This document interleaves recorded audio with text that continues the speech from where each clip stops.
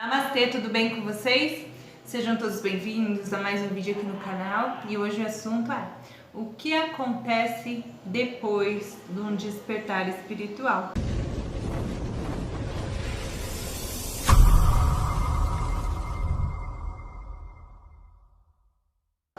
Então, se você gosta desse tipo de assunto, se esse assunto ressoa com o teu coração, com a tua energia, se inscreve aqui no canal, deixe seu like e comente onde é que você está no despertar espiritual.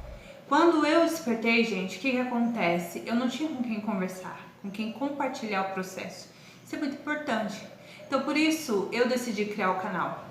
Para pessoas que estão despertando, vir até mim e no que eu puder auxiliar, facilitar, vai ser com todo o meu coração, com todo o meu amor que eu vou fazer isso, tá bom? Então, esse vídeo aqui é para você que está passando por um despertar espiritual. Quem ainda não está no processo não vai fazer sentido nenhum esse vídeo, nem vai entender, porque é para pessoas, vai alcançar consciências que já estão em expansão. Consciência que ainda está em estado de sono não vai receber a informação desse vídeo, não vai entender. Então, esse vídeo é para as pessoas que já estão no processo, tá bom? Então vamos lá. Bom, eu vou dividir com vocês a minha experiência, tá? Então, se fizer sentido para vocês, coloquem aí nos comentários como é que tá sendo a experiência de vocês.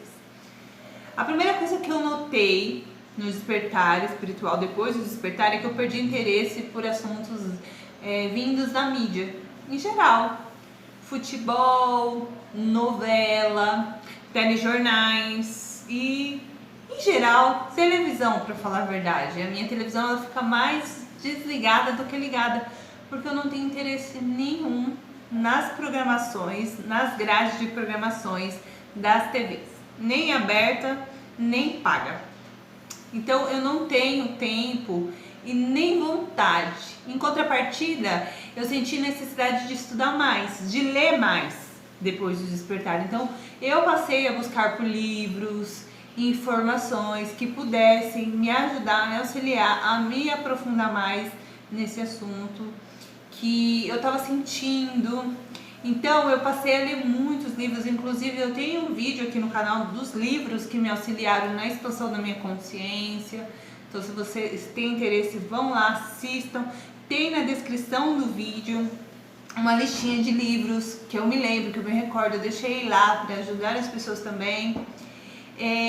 Outra coisa que eu percebi depois do despertar foi que eu perdi a necessidade de aceitação das pessoas e necessidade de aprovação também.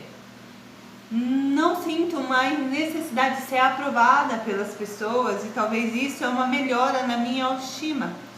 Eu achava que eu precisava da aprovação das pessoas, eu tinha necessidade de que as pessoas reconhecessem os meus valores pessoais, que elas de alguma forma reconhecessem esses valores. Então eu me sentia muito frustrada quando as pessoas não reconheciam o meu valor. E eu mesma, por estar em estado de sono, também não reconhecia o meu valor. Então eu projetava. Eu queria que as pessoas fizessem isso por mim. E depois do despertar eu percebi que eu sou responsável pelas minhas escolhas, pelas minhas decisões, cabe a mim. Então os meus atos vai causar consequências das quais eu tenho que estar desperta, consciente, né? Porque todo efeito provém de uma causa.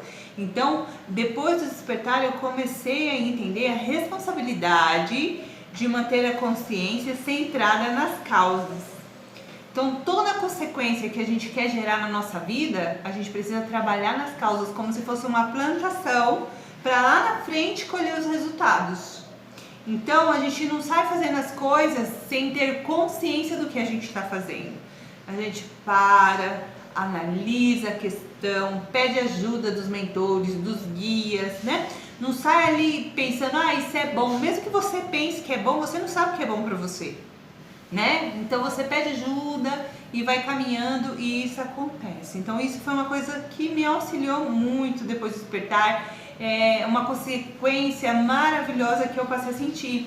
Então, não ter medo da opinião das pessoas ao meu respeito, porque eu estudei um pouco, né? Não sou budista, mas eu admiro muito, não tenho religião, mas eu admiro muito a filosofia budista, né? Quando fala do Prajnaparamita, né?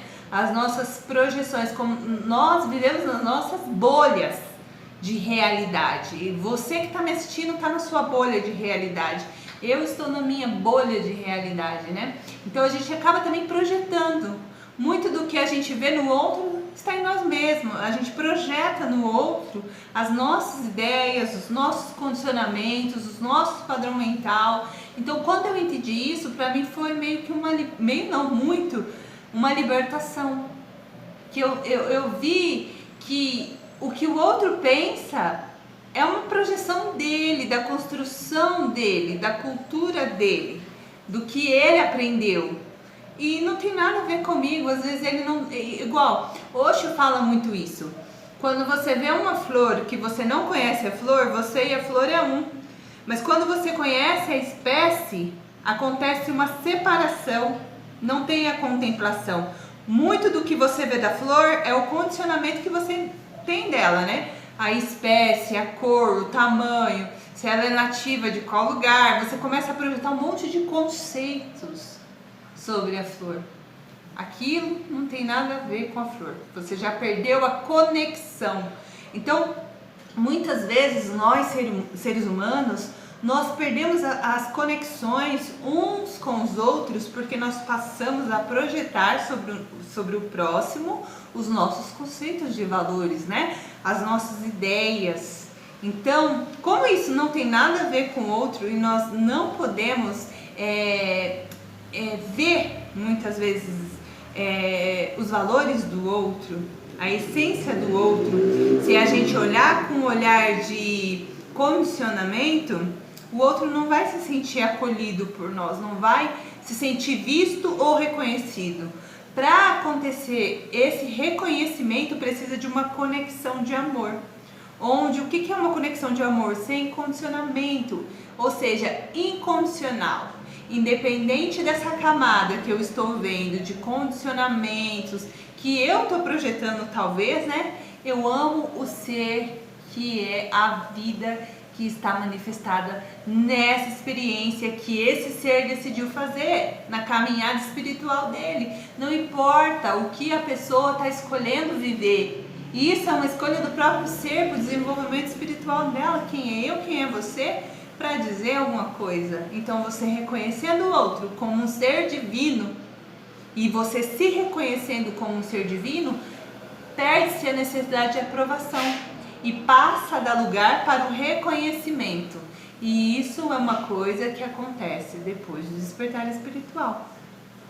Você passa a ver Deus em tudo, em todas as coisas, em todas as criaturas. Toda criatura que tem vida, depois do despertar, você começa a entender que é Deus. Que Deus está manifestado em tudo. Que ele não está separado de nada, né? Eu falo Deus, mas você chama o nome que você queira. Não importa qual é a sua conexão, né? Uns vão chamar de Alá, outros de Jeová, outros de Brahma, outros de Shiva. Depende da cultura. Mas essa conexão não depende de nome. E sim de uma conexão de amor mais profunda. E o amor se reconhece, independente de qualquer coisa. Bom, outra coisa que acontece depois do despertar espiritual é que a gente passa a ter responsabilidade sobre o que a gente fala, responsabilidade sobre os nossos atos com os outros, né? Porque a gente entende o nosso posicionamento muda muito no mundo. Então, se eu quero um mundo de amor, um mundo de paz, o que eu estou fazendo para que esse mundo chegue? Qual é a minha participação disso? Então, você expande a consciência, você passa a ter mais consciência sobre reciclar o seu lixo, você começa a ter consciência do que você vai falar, como essa fala vai chegar a outra pessoa. Você passa a ter mais consciência disso, a se preocupar, mas com outra hora você não estava nem aí com isso, mas agora você passa a se preocupar. Você passa a se preocupar com a energia das músicas, do que você está consumindo, do que essa música fala, qual a energia dessa música. É isso que eu quero manifestar na minha vida? Deixa eu prestar atenção na letra dessa música que eu estou cantando. Deixa eu prestar atenção nesse filme que eu estou assistindo. Qual a energia disso? Então você passa a se preocupar mais com essas coisas, né? De também sempre estar limpando o seu campo energético, porque nós como humanos, nós sentimos inveja, nós sentimos medo, nós sentimos raiva. A gente não é só luz, a gente briga, tem dias que a gente está estressado. Nós mulheres principalmente, porque tudo isso é hormonal, né? E aí a gente não precisa se sentir culpado por isso, porque isso faz parte, né? Mas a gente começa a trabalhar a nossa consciência para poder ir trabalhando essas questões devagarzinho, né? Não tudo de uma vez, porque é muito cansativo. Nossa mente, ela tende a acelerar. E aí a gente adentra a noite escura da alma. O que é? A gente fica ansioso, começa a sentir sintomas parecidos com a depressão. Não é a depressão, mas é muito parecido. A gente não consegue parar os pensamentos porque o ego percebeu que ele foi descoberto. E aí ele fica mais acelerado, mais ativo. E aí a gente vai começar a adentrar outros campos, como meditação, né? A gente vai começar a prestar mais atenção nos pensamentos, na mente, na energia dos nossos sentimentos, né? E aqui vale lembrar que o sentimento não mente. Se faz sentir, faz sentido. Já nossa mente, nossos pensamentos, nossa fala, isso sim pode mentir. Mas se você quer entender a sua energia, preste atenção nos seus pensamentos, porque eles estão falando a energia que você está reverberando para o universo. E com o despertar espiritual, você passa a entender que a tua realidade é co-criada a partir da tua energia. O universo, ele não entende sim e não, porque o universo é uno, ele não é polarizado. Dia, noite, frio, calor, isso é coisa da nossa dimensão. Ele entende a unicidade. Por exemplo, o dia e a noite são a mesma coisa, em polos diferentes. Então o universo não entende sim ou não. Ele entende energia, porque ele é unicidade. O que está reverberando? Aí o universo diz, eu vou mandar mais. Por exemplo, se você está vibrando gratidão, você está consciente, se você tem motivos para ser grato, o que o universo faz? Ele te dá mais motivos para ser grato. Se você está aí vibrando raiva, o universo fala, essa é a energia, ele te dá mais motivos para você sentir raiva. E isso tende a aumentar, porque o teu foco vai ali. E tudo que você foca, cresce, expande. Então, o despertar, ele vai te dando essa expansão de consciência. Você vai evoluindo e sentindo espiritual. E sabe quando o amor, gente, começa a acontecer? Quando você percebe que todas as coisas materiais são feitas de um só elemento, átomos. E a gente nem talvez estudou e nem percebeu sobre isso, mas em figuras diferentes. Como a criatividade é algo notório dentro do universo, eu estou numa forma física diferente da tua e tudo que nos rodeia. Mas o que está por trás de tudo isso? O que move tudo isso? Se o olhar espiritual abrir para isso, impossível não existir o amor incondicional, o amor que está além da forma. Em nível de forma, não somos iguais. Em níveis da forma, a gente não tem possibilidade de se conhecer. Existe o fraco, o forte, o que é loiro, o que é moreno, o que tem o cabelo comprido, o que tem o cabelo curto, o que é mais gordinho e o que é magrela. Então não tem, é muito diverso.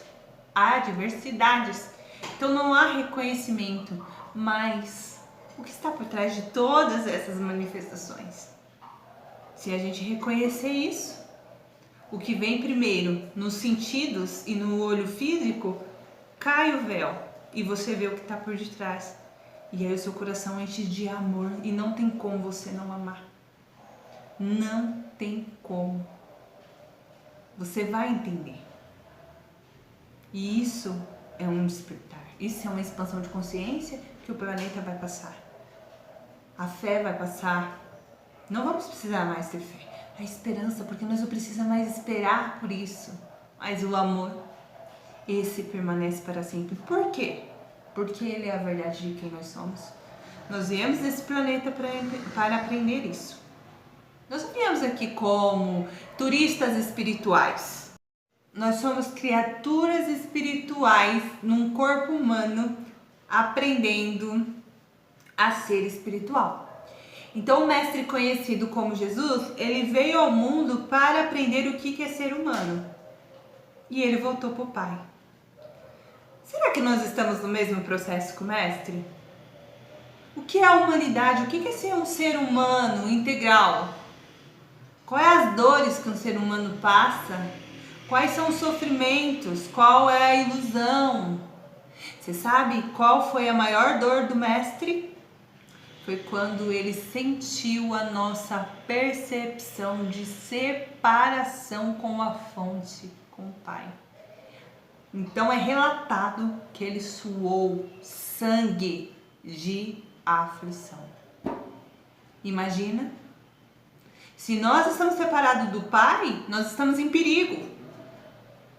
Olha a nossa percepção da realidade. Como a gente é criança em sentido espiritual. Nós estamos em trauma porque nós sentimos esse processo de separação. Ele não existe. Há muito a se relatar dessa passagem, desse novo nascimento. E eu espero poder trazer mais vídeos como esses aqui, falar mais sobre isso. Então nos próximos vídeos a gente vai continuar esse assunto. Eu espero vocês. Até lá. Namastê.